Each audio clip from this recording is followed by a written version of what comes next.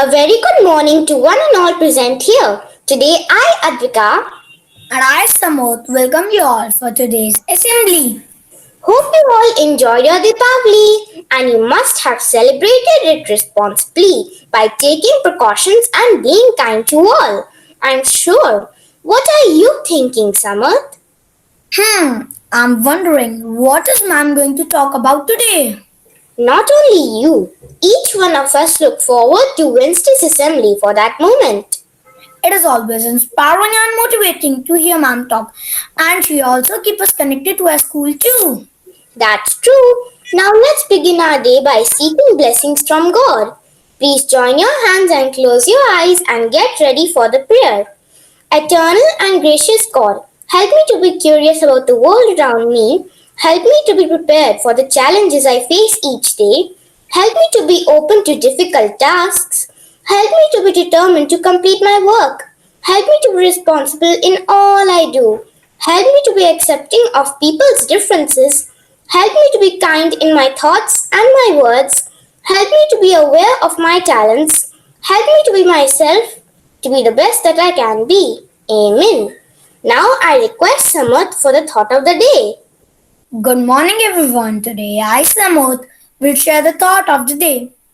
Change is the law of the life, and those who look only to the past or present are certain to miss the future. By John F. Kennedy. This thought means that accepting the change is the biggest problem for many people. They simply don't want to change or cling to past or present. However, change is certain to take place and you can't avoid it. In this way, they spoil their future by not changing when they are required to change. Now, I will like to request our respected principal ma'am to share a few words with us. Thank you, children. And I must say that I look forward to talking to you, children, as much as you look forward to listening to me. And what I really miss is your presence in front of me at the assembly, which I have been voicing almost every Wednesday to you. So, in the past few assemblies, I have been talking to you about various things. And there was a time when I spoke to you about the relevance of proverbs in our life. And there was one proverb that I did mention to you, if I remember correct, and if you remember, and this was there is a time and place for everything. So today I'm going to talk about time and place, not for everything, but time and place for the way we dress.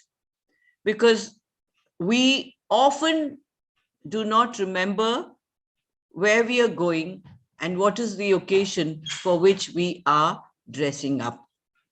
So besides, I'm sure children, you must have heard of two words, formal and informal clothes.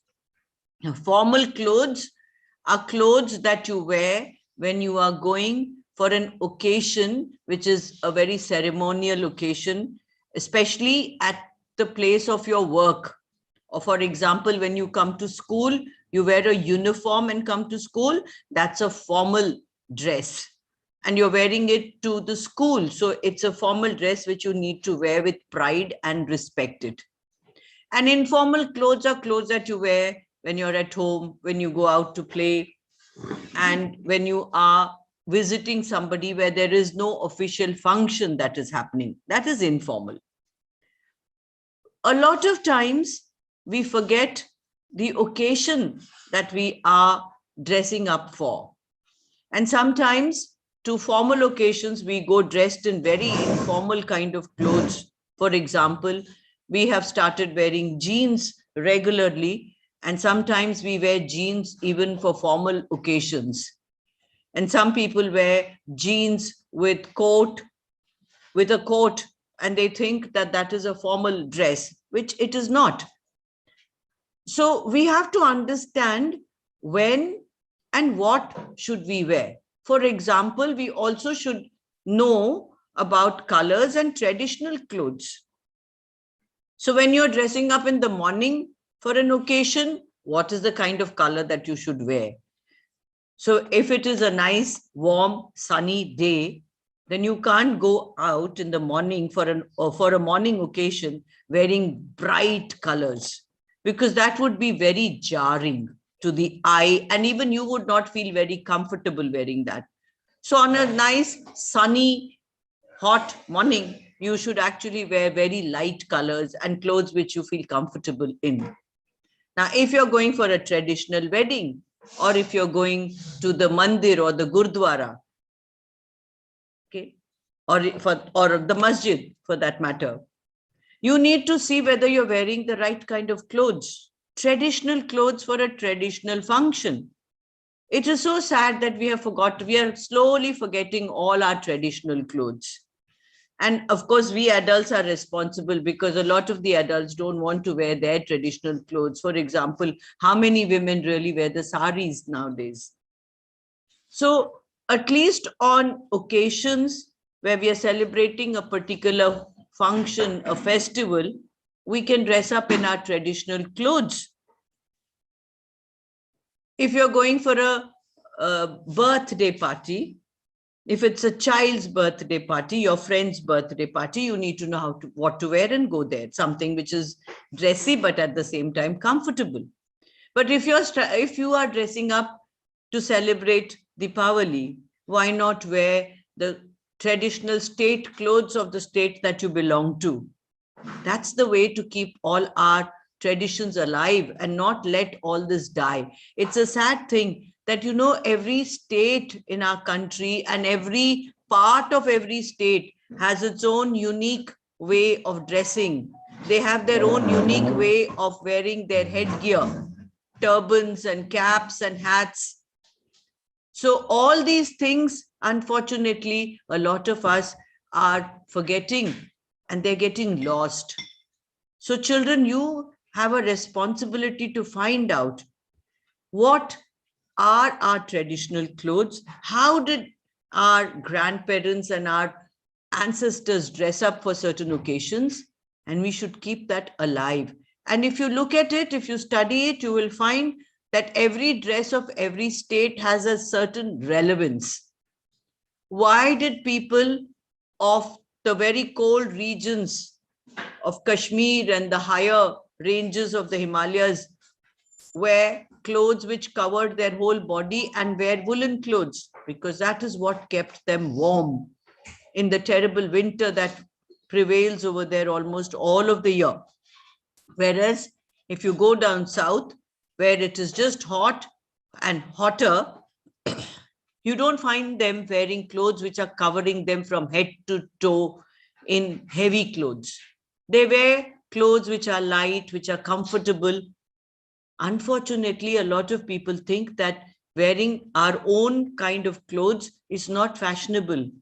It is not appropriate to dress like that. We want to all the time copy what the Westerns are doing, what the Americans are doing, or what the Britishers are doing, and we dress so inappropriately. Now, we have at least one prime minister who takes a lot of pride in wearing his Indian clothes wherever he goes. So I think we have all a lesson to take, and we should respect the community that we belong to, the state that we belong to, the family that we belong to, and show our respect by following all those traditions, wearing the traditional clothes. And you talk to your parents and tell them, I want to know what it is.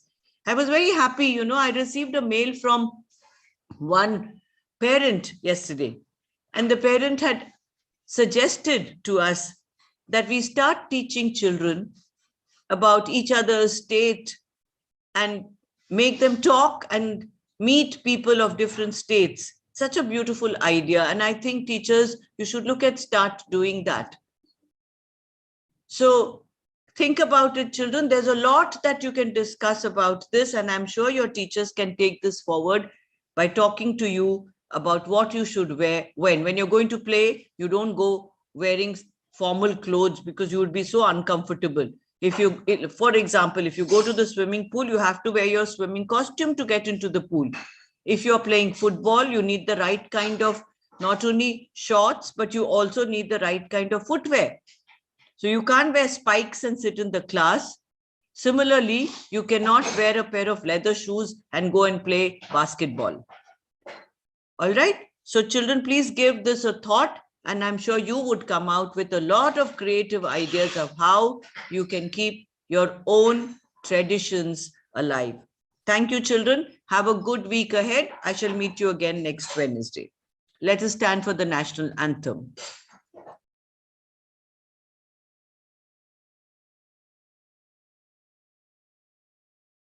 जनगण मन अधिनायक जय हे भारत भाग्य विधाता पंजाब सिंध गुजरात मराठा द्राविड उत्कल बंगा विंध्य हिमाचल यमुना गंगा उच्चल जलधि तरंगा तव शुभ नामे जागे तव शुभ आशीष मागे गाहे तव जय गाथा जनगण मंगलदायक जय हे भारत भाग्य विधाता जय हे जय हे जय हे जय जय जय जय हे